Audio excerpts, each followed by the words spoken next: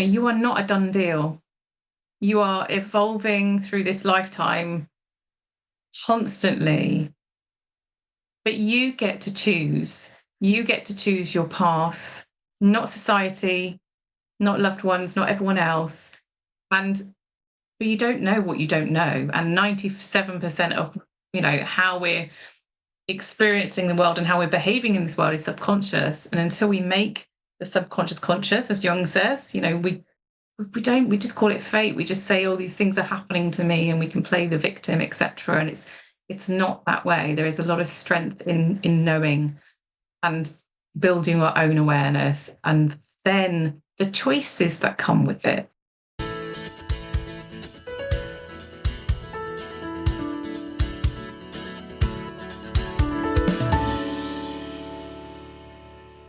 Hello, and welcome to episode 172 of the Quiet and Strong podcast, especially for introverts. I'm your host, David Hall, and the creator of quietandstrong.com. This is a weekly podcast dedicated to understanding the strengths and needs of introverts. Introversion is not something to fix, but to be embraced. Normally, we will air each episode on a Monday. Be sure to subscribe on your favorite platform. Leave a review or a rating. That would mean a lot to me. Tell a friend about the podcast and help get the word out there that introversion is a beautiful thing.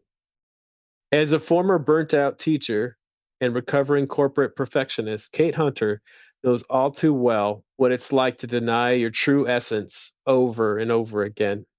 That is until she finally had her wake-up call in 2012 that life truly begins when you embrace who you are, harness your strengths, and build life on your terms. For Kate, this includes full acceptance of her introversion, intuition, and other elements of her highly sensitive nature.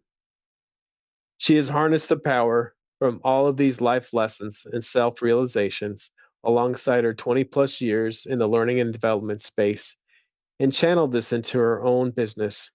She now passionately offers a variety of coaching, learning and development, and well-being solutions to help individuals and organizations to harness their true potential and carve out aligned success on their terms. Kate believes introversion and highly sensitive traits are a partnership that work beautifully alongside her obsession with neuroscience, learning, and the energy world, which allow her to facilitate deeper levels of learning, shifts in consciousness, and more aligned transformations for her clients. All right, well, welcome to the Quiet and Strong podcast, Kate. Kate, it's so good to have you on today. Thank you so much for having me, David. Absolute pleasure. It's just something I'm really passionate about, so I'm just kind of keen to get into it today. All right, well, we're going to talk about the great work that you do. But first, let's just talk a little bit more about your journey. Tell us about being an introvert and a highly sensitive person and your journey to now doing the work that you do. Yeah, it's one of those things, right, that hindsight is a beautiful thing. And actually reflecting on, I think, a question that we've talked about previously is like, when did you find out that you were introvert and HSP? And for me, there were 2 decades apart. So I spent most of my childhood, when I look back now and can recognize those traits now, that I was definitely introvert, but I was also a highly sensitive child. And I masked that for years. I misunderstood myself for years. So I really denied the true essence of what that I am until the later stages in my life. So I was trying to map it out. It's like, when exactly did this kind of realization happen? And I really believe that I lived a life pretending I was an extrovert or assuming I was an extrovert until I was late 20s. All the classics, all the classic misconceptions about introversion, things like that, and extroversion. And it was like, well, I like performing arts, and I like singing and I like being on stage. So therefore I must be quite extrovert. And I was given some labels along these lines along the way. And it's like, oh, she likes to show off, or she likes to do this. And I took on board those, but actually, as we know, it's completely different. And it's definitely about energy management and, the way that you process the world and things, and the way that you need kind of set up your life in order to thrive. And so I kind of treaded this path of like misunderstanding myself for a long time, as many of us do. And that question, what's wrong with me? What's wrong with me? is is one that just haunted me around every corner, because I went from, being that child, developing perfectionism, throughout school, just having this sense of trying to dial up this extroversion or something or other that I didn't know I was or wasn't. But I'd have these periods of like boom and bust, and I'd have these really crash times where my physical body was showing me that the way I was living wasn't congruent to who I really was. And it was just, more labels, essentially. It's, fatigue, oh, she gets a lot of illness, or why is she so poorly? And, oh, she must be anemic. And, again, none of this kind of makes sense to yourself when you're kind of growing up. And then it was, I went into following my passions around education and learning, and I became a teacher. And again, I look back now and realize that the teaching environment didn't suit me as a highly sensitive person and introvert, because that space is intense. So, that high sensitivity around overstimulation, around depth of processing, emotional responsivity, and being that empath, being in that classroom all day long with 33 children and then answering to parents, etc., was a lot on my nervous system. And for the introvert within, that was still not yet acknowledged. It was very difficult, and that would manifest through periods of illness again. So every half term, every break for the holidays, I would just be wiped out by some sort of illness. And again, what's wrong with me? What's wrong with me? What's wrong with me? Thinking it was like a physical thing somehow. And then I moved into the corporate world, and as many of us do, come across the Myers-Briggs, right? I've heard it on many of your podcasts before. It's like that is sometimes the introduction into having this light bulb moment. And for me, it was halfway there. I think I was 50% there, but still a little bit in denial of, well, really? Am I introvert? Like INFJ. You're INTJ, is that right? That's right, yes. Yeah. Very so similar. I'm very similar, but I'm the kind of feelings side of things too. And that really rang true to me, is that I felt so deeply about things. I felt so deeply about the world, and it got in my way of living sometimes. I would feel so deeply. And as a child, I would feel so deeply and project myself into the future about the what ifs this would happen and what if that would happen. And I'd almost bring it into the now and feel it intensely now.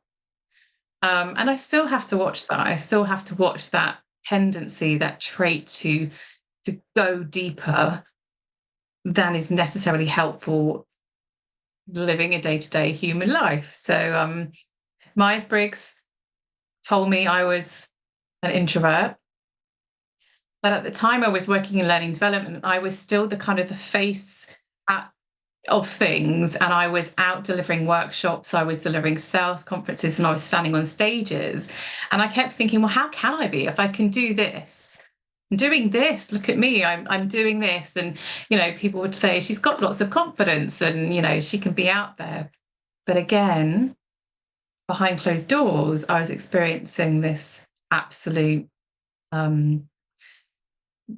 this moment of like, whoa, this is really hit me, and I've now got a sore throat. And so again, my physical body speaking, and just feeling so tired, bone weary tired, and not understanding. So it was like, it was there, it was 50% coming at the point of corporate world. And then in order to make sure I fully understood the essence of myself that I'd been denying, the universe brought me a brilliant assignment, which was around flattering myself into a role that wasn't aligned to me, wasn't truly authentic, wasn't playing to my strengths, and was high pressure. And that's when I burnt out. And it was 2012. And so burnout for me was a real opportunity. It was the making of me, really. It was the real opportunity to get to the grassroots of, who am I? What's going on? What do I really need in order to thrive? Actually turn that question around a bit what's wrong with me? What's wrong with me? And it's like, no, what's strong with me? Like quiet and strong, right? What's Yeah, strong I with me, love not what's that. wrong with me. It's not mine. It's from somewhere else. It's probably from the 1,000 books I've read on this topic, but so I can't credit it, but it stuck with me. It's like, what's strong with me?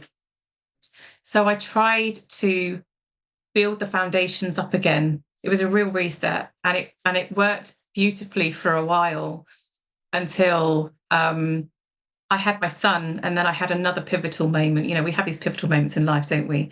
And then it was really brought to a head because I've got this child who's also highly sensitive and introvert, and the world doesn't understand. And so for me, that gave me that renewed passion to not just advocate for myself, but to advocate for him. And there's nothing like a mother's love to do that, to put the fire under something and really, really start to walk the walk and say, no, like you have to embrace yourself fully until you actually, as Dolly Parton says, I've got her quote in one of my handbooks. It's like, find out who you are, then do it on purpose. But if we're all starting from this place of living what I call a prescribed life, where you're told what to do and who you are and who you should be, you're not really fully living. You're not embracing your strengths. You're not embracing your gifts. You're hiding out and you're trying to find a way to survive and not actually thrive in this world. So my son, 2015, so burnout 2012, 2015, he was born. It was just like this beautiful mix of catalyst events that happened to get me out there and get me thinking differently and being differently. And that's when I decided, right, I want to work for myself. I want to find out who I am and what I can bring, what's my purpose, what's my mission. And then I want to do this on purpose, but on my terms, because I get to decide my days and the ways that I manage my energy, etc. And that's super important as an introvert and as a highly sensitive person. That is what supports me, and that is what supports my son as well. Oh, I love that. What's strong with me? I love that. I'm going to use that too. So many guests I've had on the show felt like something was wrong with them. So how did you figure out what was strong with you? Like, what are your strengths because you're an introvert or a highly sensitive person? Mm. So I think they both dovetail nicely together. There's unique strengths with introversion and there's the unique strengths of the HSP, and that kind of blend for me. I realized that sensitivity is what makes me really good as a coach. That intuition, that level of intuition that I have, is off the scale. So some might say that my blend of, I'm really passionate about neuroscience and understanding the brain and the nervous system and how it works. But I'm also quite spiritual. And, I know that I'm very, very in tune with people. And as a child, I was very in tune with the energy around me. And I would receive messages. I have to call it as it is. I would receive messages about life and about things that were going to happen. And I believe that I still work with that now. So because I'm working with energy too, in coaching, we are here to listen and receive and raise awareness with that individual. And a lot of that exchange will happen through words, but it will also happen on that energy level. And it's sometimes a case of saying, I'm hearing you saying this, and you're repeating back to them, this, and this. But I'm sensing that there's also something about this. And usually people will say, oh, how do you know that? Like, this is how, Kate, this is just, I haven't mentioned that to anybody or da, da, da, da, da, da. It's like getting underneath the root of that. And I think I believe that's a strength of my level of intuition and that energetic exchange that happens, that high sensitivity, that processing that happens for me, because I'm taking in so much stimulus. I'm also taking a lot of that in to do with the way that their facial expressions are, or the way that their eyes flicker, and it's all happening on a subconscious level for me.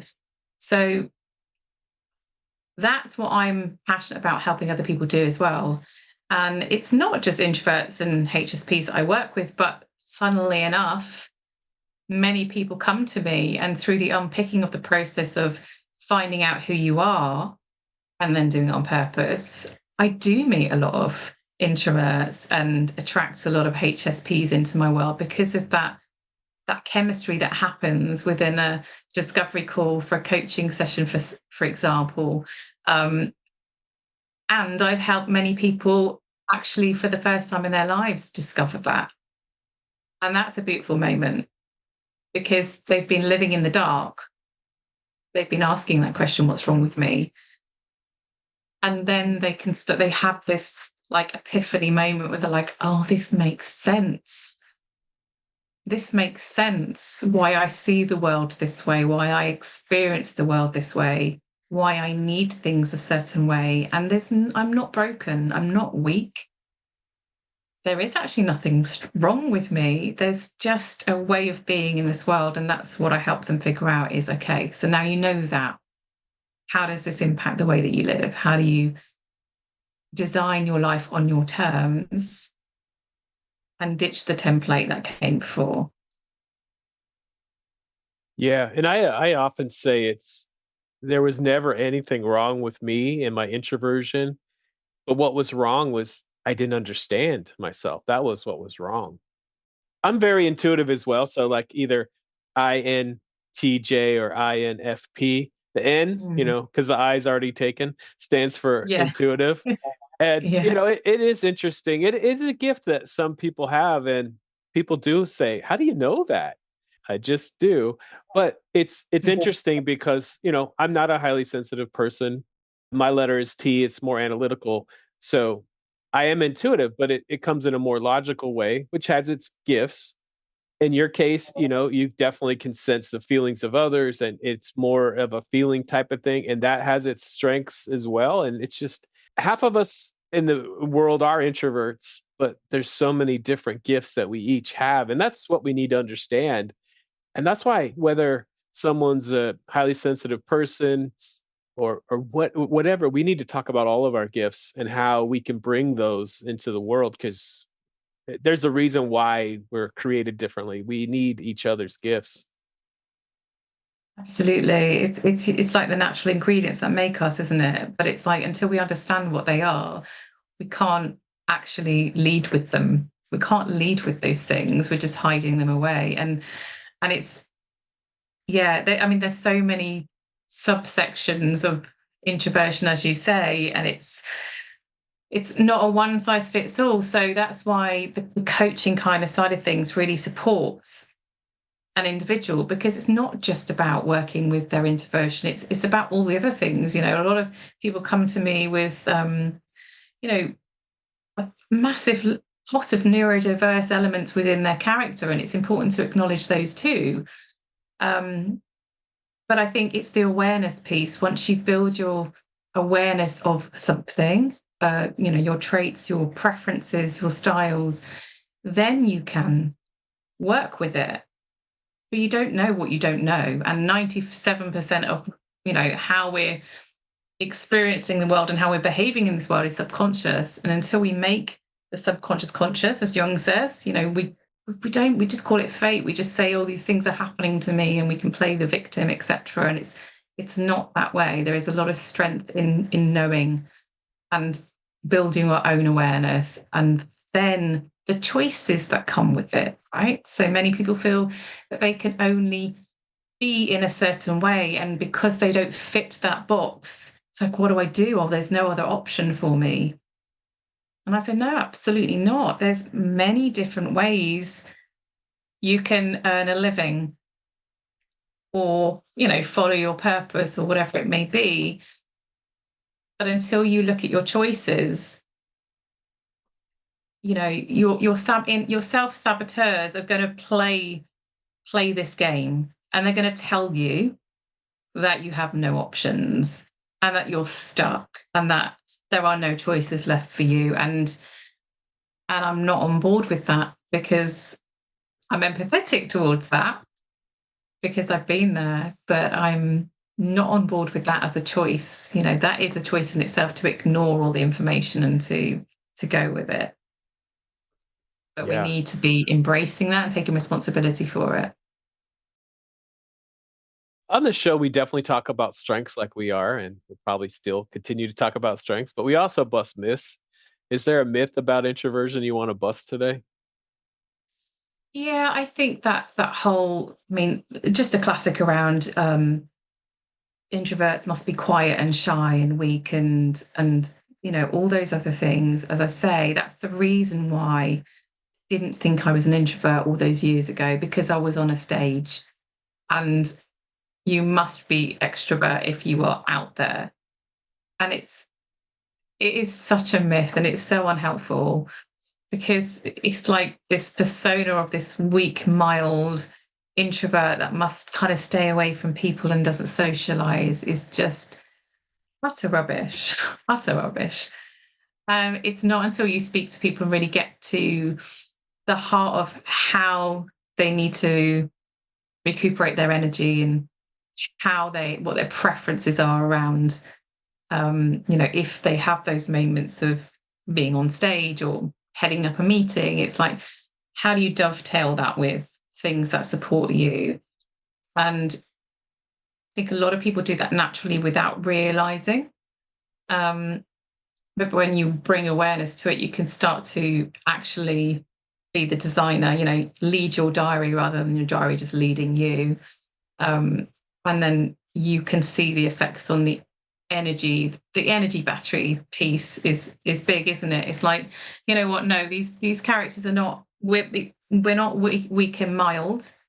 We're just very conscious of our energy battery and what affects that. What I always get people, regardless of who they are, how their awareness about themselves, one of the activities I get them to do is really simple, and it is just like, figure out what energizes you and what depletes you. And you can literally do that with a piece of paper, put a line down the middle and just have a column saying what energizes me, what depletes me energetically. And it's amazing what awareness just comes from that activity for some people, when they've been saying, I'm so tired, I'm so drained, I'm demotivated, my spark's gone. And they've just have that moment of realization. And then I get them to look at, people, what kind of people energize you, deplete you. Um, and again, that realization comes in, and they're like, I've been living in the depletion zone. I've been, my diary, my weeks are built around depletion. And I'm not proactively including elements of things that will energize me, things that restore me and replenish me. And for me, again, when I'm out of kilter, that's the kind of audit that I need to do. Having a look at where I've been spending my time, how I've been spending my time, and how have I been proactively recuperating, recharging, or not at all in some cases. And then you can build yourself back again. You can bring yourself back from that. Yeah, I love that. So we can absolutely put more activities into our life that energize us. We can build a better life for ourselves. There's always going to be things that we do that do drain us, always. But by doing that, you can make a plan. If you're like, you know what, I'm going to actually enjoy this thing I'm doing, but I need to build in time to recharge after. Kate, I love this conversation we're having, but I have at least an hour after if I need to recharge. And it doesn't mean I'm not enjoying it, because I absolutely Yeah. am. And then the Mhm. other piece of it, I definitely have to prepare ahead of time, and think about, okay, what do I want in this conversation? But we can build more things that energize us. And, a myth I'll bust is that not all people drain me. Some people actually energize me. And then just on the performance part, I that's a really good one to bust, because we have a lot to share. We're always thinking, we're always, we're tuned inward more than not. I'm not a dancer, but I love to give public speeches. And people are always trying to say, "Oh, introverts, they don't want to do that." And I'm like, actually, a lot of public speakers, famous public speakers, are introverts because we're always thinking, and we just have to learn how we best prepare and how we need to manage our energy around it. And that, could go for public speaking or performing like you're talking about. And that's a really good Mm. one to bust. And a lot of actors and actresses are introverts, and it's just Yeah, and it's just comedians and things. It's yeah. yeah. I think more than half are comedians are introverts because Mm. all the thinking that you have to do around that. Yeah, absolutely. Um, Something just came into my mind, David, when you were speaking, and it was around the coaching piece as well. For me, it's not a performance, it's not public speaking, but it is an energy exchange that requires deep connection and deep listening. So I have to be mindful too of the fact that although I love doing it, I absolutely love doing it, and there's a part of it that really energizes me, actually holding space for somebody, being empathetic too, holding space for somebody and hearing some of the things that they need to work through for themselves, and actually walking them through that process. Actually, I need to manage that too. So I don't do more than 2 coaching sessions per day, because I've had times in the past where I've done 3 or 4 and it feels good in the moment, and then I experience this crash, or almost an introvert hangover, it's also called, isn't it?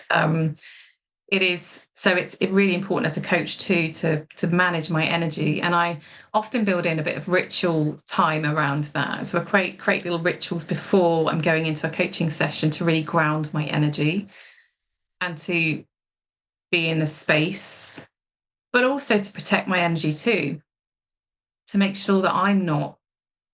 The phrase is observe, don't absorb. Right. So I'm not absorbing somebody else's energy, what's for them, or their events, their experiences. And although it's not therapy, and there's a definite line ethically with that, some people will have big emotions through what they're talking about to do with their realizations, to do with themselves and things. So holding space is something that you need to prepare for if you're an introvert and HSP. And again, that's surprises some people because they're like, well, you love it. And I'm like, I do love it. Well, you work from home, Kate, and you're not in a busy place. And it's like, that's correct. I do work from home. But I'm also mindful and respectful that it does have an impact on me. And so it makes sense that I manage it this way. Yeah, and that's what you have to figure out, is how can you bring your gifts, but how can you also manage your energy around your gifts? That's very, Mhm. very important. That's one thing that I learned is definitely as I was figuring out I was an introvert, I'm also figuring out I can't be everywhere and be available at all times to all people. There has to be some boundaries there. And Yeah. that's been life-changing for me. Boundaries are super key, aren't they? They're just absolutely, and getting really honest with what your boundaries are and what you need, and then sticking to those. Um, Again, I don't do coaching in the evenings because of boundaries, because, well, that's first of all, it's family time, but also I know I'm not on my best form in the evenings. My battery is draining, ready for bedtime.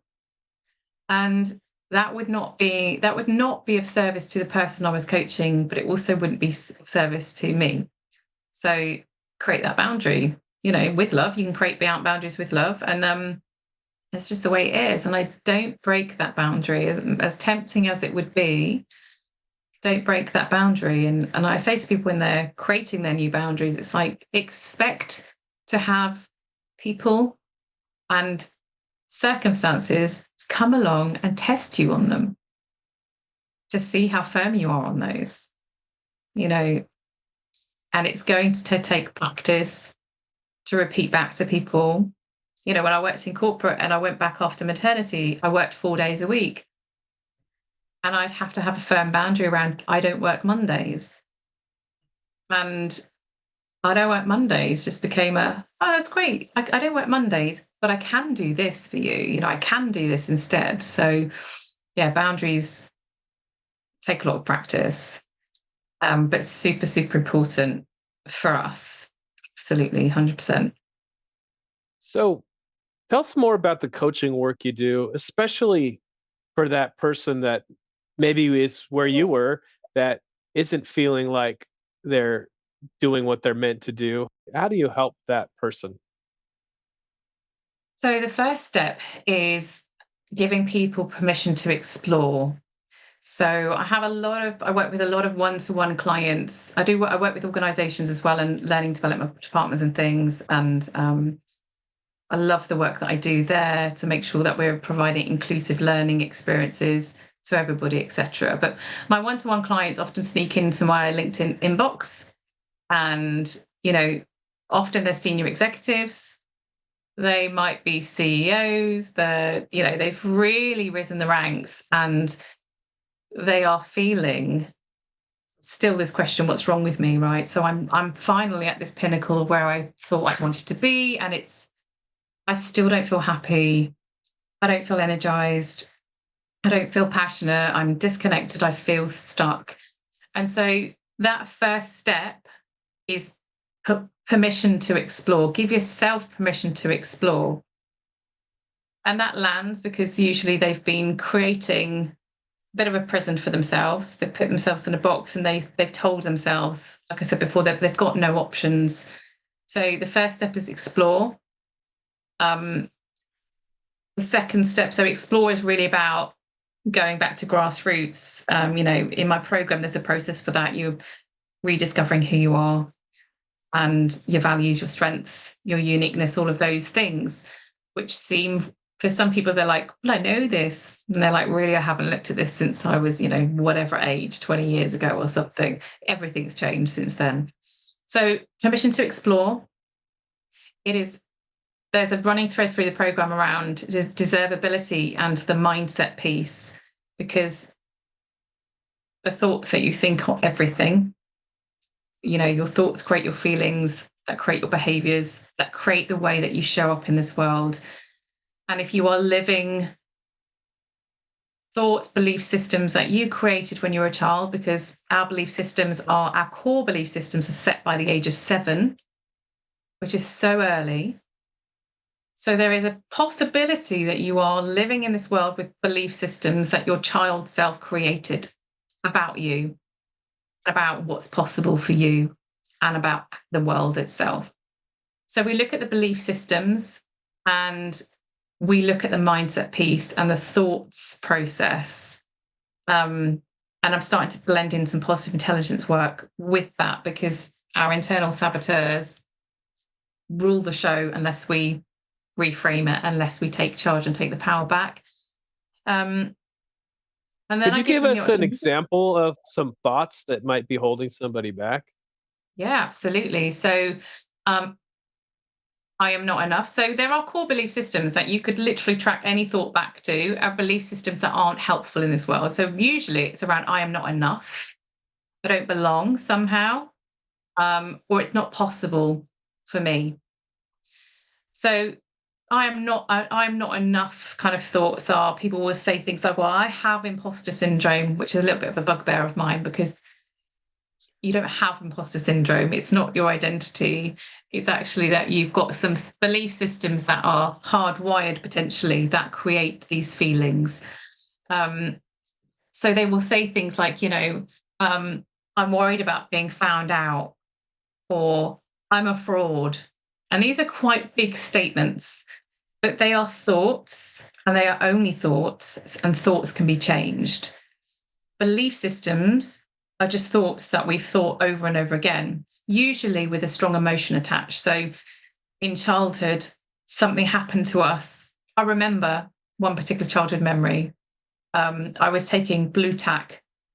We call it blue tack, but it's like sticky stuff that goes on the back of posters and things like that to put them on the wall. Yeah. And I was at nursery, so I was probably only about 4. So this is a prime age for when our belief systems, our core belief systems are being set. And I was in nursery, clearly being curious. I can look back now and think this child was being curious. I was being curious, and I was taking this blue tack off the back of posters, and I was feeling it, right? Sensory, highly sensitive child, stimulus, sensory. I was feeling it and I was collecting it. It felt good. And along comes a teacher and she shouted at me and she told me that I was bad and that I was stealing and that I was wrong. And so your child's self, high emotion, high sensory experience, embodies that and creates a belief system. I need to be right. I have to get it right, is what I interpreted from that scenario. I have to get it right. I have to please and I have to be good. And that led to perfectionism. I'm not saying that just one event, but that belief system, beliefs are sticky. So other things came along and gave me new evidence that I needed to be good and I needed to be right and I needed to always get it perfect. And it cascades from there. And, you know, people in their 20s, 30s, 40s come to me with these really, when we unpick it, these really, really strong belief systems about themselves. And sometimes they can't this is the first time they're articulating it out loud properly, and they're really surprised at how strong it is. And as I say, it's not about therapy, but sometimes can be quite obvious where an incident might have happened, like I explained, where it's just your child's self that embodied that. So it's time to reframe it. It's time to change it. And thanks to neuroplasticity, we can do that. So I work with them as the journey to identify their beliefs and to change them over time. And that is about bringing day-to-day awareness into the moment that you're in and calling it out.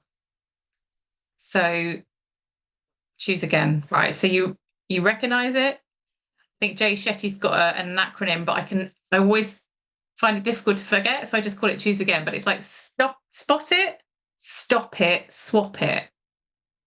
Well, I'm like, just choose again is the fast way. Choose again. So identify what the thought is. Oh, I just thought this. Okay. Is that helpful to me or not helpful to me? What's more realistic here? And then through practice, you start to build new belief systems. What am I choosing to believe now? And over time, you embed that new neural pathway. And I say to people, it's a bit like learning how to write. You know, when you're a child, you don't have the new neural pathways to be able to write straight away. You have to learn how to pick up a pencil, write letters, form, and all the while that repetition is building the neural pathway so that now we can just pick up a pen or a pencil and just write. But if I asked you now to write with your non-dominant hand, it would feel clunky. And it's like going back to basics again. And the neural pathways aren't there yet, but they could be if you practice. And if you practice multiple times a day, the pathways are being built, they're being formed. So that's how new belief systems are formed. And that's why It's Only a Thought and a Thought Can Be Changed is so important in the programs that I do, because you need to look at those belief systems in order to find out what you want to do, how you want to live your life now, what's the plan, etc. Okay. And a lot of that, like you were talking about, is changing your mindset and really moving into more of a space of abundance. Tell us about that. Yeah, the abundance mindset for me is super important, because when we are in a period of our life where things are not working out for us, or we perceive them not to be working out for us, we're often in a lack perspective.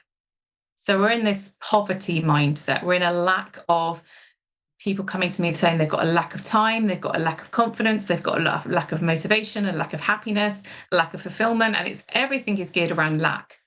So all the thoughts have been trained around lack.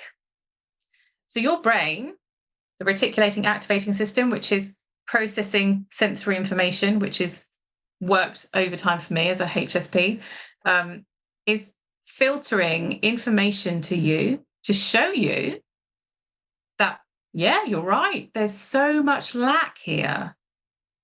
And so the spiral continues. Lack, lack, lack. Yep, that's lack. Until you start to raise awareness on, okay, that's how I'm thinking right now. And that creates my feelings and my behaviors and the way that I show up. So abundance mindset is the reverse of that. It's when you start to notice the abundance and possibilities of things. So it's that growth mindset. Then you train your brain to show you more evidence that things are in abundance. You have as much time as everybody else. You have an abundance of support around you, an abundance of love, possibilities, options. And suddenly you can see more clearly that you do have a pathway forwards. So abundance mindset, I'm passionate about that because it shows people, it works with neuroscience, but it also works on an energetic level too. Like people will say to me, I'm not sure how this happened, but all of a sudden this opportunities come out of nowhere. And I kid you not, it was exactly what I've been asking for. And I'm like, yeah, I know. Because really things are conspiring to work out for you unless you get in the way, unless you are putting up the blocks and you're shrinking your world and you're only looking at the lack. Yeah. So how do we get in the way? And how do we get out of our own way? Yeah, well, so it is that. So we get in our own way through our self-saboteurs, through our thoughts, which are creating that mindset piece.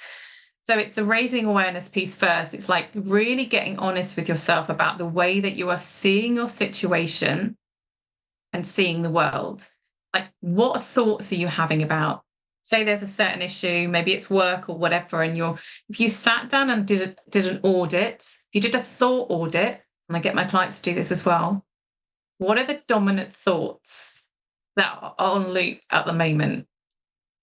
Are they helpful to you, or are they making you feel like rubbish? And again, once you can see it, once you lift yourself out of that, take a bird's eye view, what your thoughts have been, you can start to recognize where you've been getting in your own way. If your thoughts are kind of more towards a victim mentality, why is this happening to me? It's not fair. This always happens. Like, give me a break. It's very disempowering. And that voice lives in your head 24/7. And it's renting a room in there with a high ticket, because unless you get on top of that and start to reframe it, so you get on top of that by doing the daily reps, so the practice around, okay, now I've identified the most unhelpful thoughts, stop, enough, choose again. So intercepting the thought when it comes in without judgment. We don't have to say, oh no, I'm thinking that thought again. But it's like, there's that thought that is really not serving me right now. Okay, what do I choose to think about the situation or myself instead? Like, what's more realistic here? And that's how you can come back. That's how you stop getting in your own way, when you understand what's really going on. So let's go back to what's strong with me. How do people find out what is strong with them, what they're passionate about, what they value, and bring clarity to all of that? People love a process. So I've built into my coaching programs a lot of flex and freedom to kind of have the bespoke element, but I also have a framework that I walk them through, that I take them through, journey through.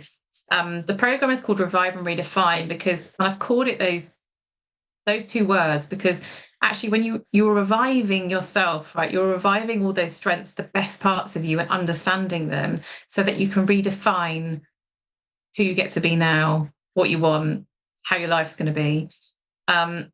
So the first few modules that I take them through are literally about getting to know themselves again, and what their strengths are, and what their uniqueness is, and that, like, literally that beautiful blend and mix of things. And how do they like to learn, what's their preference around kind of activities that they do in their work and things like that. Also, then complete freedom. So it's that discovery piece. Module 2 Module 3 is about called Discover, because it's just a discovery piece, like taking away all the preconceived ideas about yourself and your situation.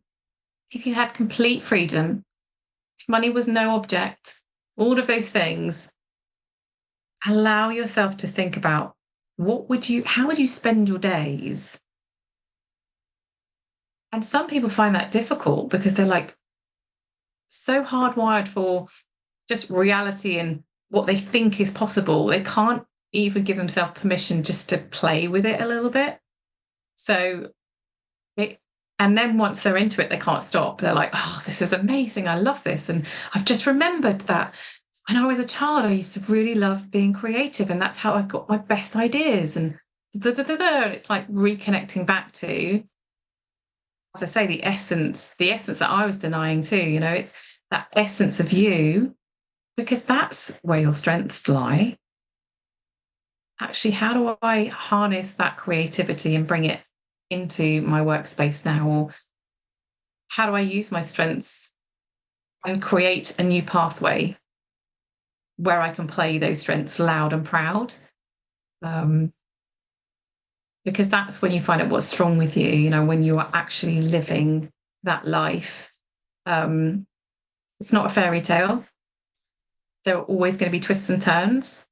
I believe in, squiggly careers and reinventing yourself. And just when you think you found it out, there's something else, a new element that comes in, and that might take you on a new course. But it's detours in the right direction.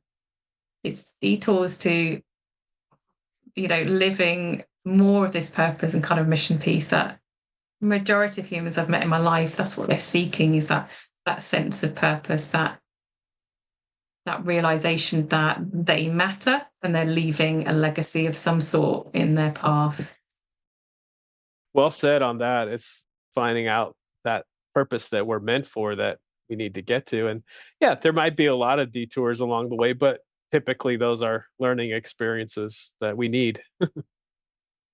Absolutely, 100%. And it's not, we as humans, we don't always ask for those lessons in the timing that they come. And that's part of the lesson of being human, isn't it? Well, I believe it's actually, you will get those lessons on repeat until you're willing to embrace them. So they will circumnavigate at some point in your life if it's still not been understood yet. And that is easier to see on the outside than when you're living it. Yeah, for sure. Kate, this has been an amazing conversation. Is there anything else you want to add that we haven't talked about today? I think it is just that piece around people giving themselves permission to explore. You are not a done deal. You are evolving through this lifetime constantly, but you get to choose. You get to choose your path, not society, not loved ones, not everyone else. And even in those situations which seem rock bottom, so my 2012, where everything was crumbling and it felt like everything was falling away, you will look back on those things and you will realize that they were happening for you, not to you, and giving you the option to re-look at your life and kind of move forward. But I'm a coach, I'm here to say as well that, seek help from coaches, experts, mentors, whoever it is, because we're not meant to walk this path alone. I'm a coach and I have a coach because I am human. I need that support for somewhere else to hold space for me sometimes too, and raise awareness about what I'm not seeing. And that's the power. That's where we can take charge, is who do I need? Who can support me? What's my way forward? And how can I live better? How can I feel better and live better? Because we always can. But it starts with us. Yeah, and we don't have to learn everything ourselves. We can learn from coaches and other people that have learned lessons, and listen to podcasts and read great books and all of those things. Absolutely, 100%. Kate, where can people find out more about you and the work that you're doing? So I'm mostly hanging out on LinkedIn these days. I think that's probably a good place to go. So I'm just Kate Hunter on there. I think in the show notes there'll be a link as well. Open to connections, like-minded individuals. Anybody who's looking for coaching, or maybe those organisations who are looking to support more people in their organisation, and learning development departments themselves. I worked in L&D when I was in corporate, and they're often the forgotten ones. So, they're busy looking after everybody else's learning and development. And so I want to make sure that I'm supporting their learning development things as well. So yeah, hop on over to LinkedIn, send me that request or that message, and it'd be a pleasure to catch up with people. All right. Sounds great. Thanks again for being on today, Kate. Thank you for having me. Absolute pleasure. Thank you, David. Thank you so much for joining me. I look forward to further connecting with you. Reach out at david@quietandstrong.com or check out the quietandstrong.com website, which includes blog posts, links to social media, and other items. Send me topics or guests you would like to see on the show. If you're interested in getting to know yourself better, there's now a free Type Finder personality assessment on the Quiet and Strong website. This free assessment will give you a brief report, including the 4-letter Myers-Briggs code. I'll add a link to the show notes. There's so many great things about being an introvert, so we need those to be understood. Get to know your introverted strengths and needs and be strong.